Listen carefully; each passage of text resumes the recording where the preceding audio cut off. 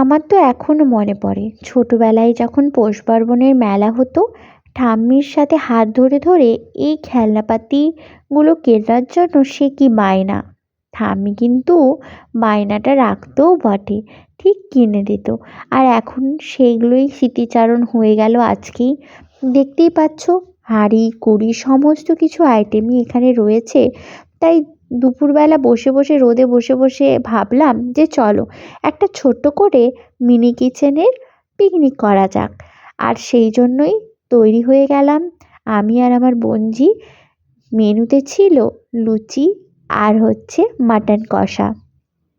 ছোটবেলায় যখন রান্নাবাটি খেলতাম, তখন কিন্তু মায়ের কাছে এইসব আবদারগুলো অতটা না পেলেও নিজেদের মতো করে রান্নাবাটির বিভিন্ন ধরনের আইটেম কিন্তু গুছিয়ে নিতাম।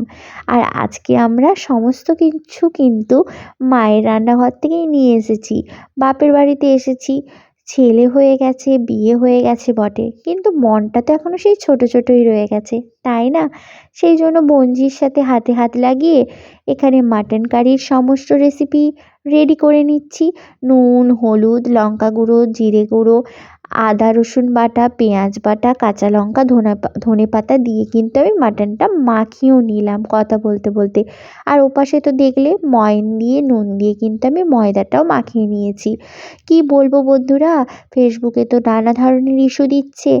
মিউজিক দিয়ে ভিডিওটা দিলাম আর ইস্যু চলে আসলো, তাই কিছু করার নেই, আবারও দিতে হলো ভয়েস ওভার দিয়ে। তো তোমরা একটু দেখে নিও, আর ভালো লাগলে অবশ্যই কিন্তু সাবস্ক্রাইব করে দিও, আর ফেসবুক থেকে দেখলে ফলো করে দিও। আর তোমরা কে কোথা থেকে দেখছো অবশ্যই কিন্তু কমেন্ট করে জানিও আমার ভিডিওটা। আর পরবর্তী কী মেনু আমার মিনি কিচেনে দেখতে চাও সেইটাও অবশ্যই জানিও, তাহলে তোমাদেরও দেখা হয়ে যাবে আর আমারও স্মৃতিচারণ হয়ে যাবে, তাই না? তো দেখো, কথা বলতে বলতে লুচিগুলো তো বেলেও নিয়েছি আর ভেজেও নিয়েছি।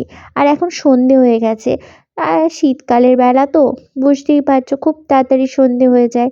তো বিকেল গড়িয়ে সন্ধে হয়ে গেছে যেহেতু, নিচে মায়ের রান্নাঘরে গ্যাস জ্বালিয়ে চলে এসেছি।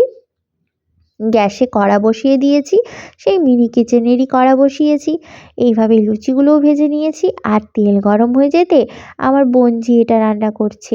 তেলের ওপরে গোটা জিরে ফোড়ন দিল, আর হলুদ গুঁড়ো লঙ্কা গুঁড়ো দিয়ে ম্যারিনেট করা মাটনটা দিয়ে দিয়েছিল।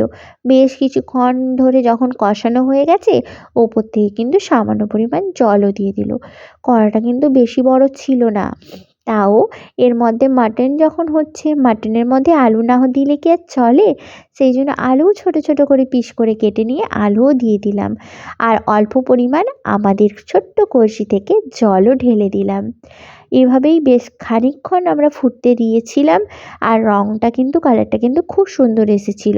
হয়ে আসার মুখে যখন মাংসগুলো দেখলাম সিদ্ধ হয়ে গেছে, আলু সেদ্ধ হয়ে গেছে, ওপর থেকে ধনেপাতা ছড়িয়ে বেশ খানিকক্ষণ ঢাকা দিয়ে ফুটতে দিয়েছিলাম মৃদু আঁচে।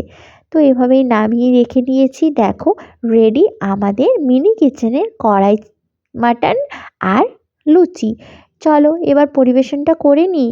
তোমরা কে কে খাবে তাড়াতাড়ি চলে আসো, তার আগে আমি আমার বোনঝিকে দিয়ে দিই, কারণ ও তো আমাদের মিনি কিচেনের এখন সব থেকে ফার্স্ট সদস্য, কারণ এখন আমার ছেলে ঘুমোচ্ছে।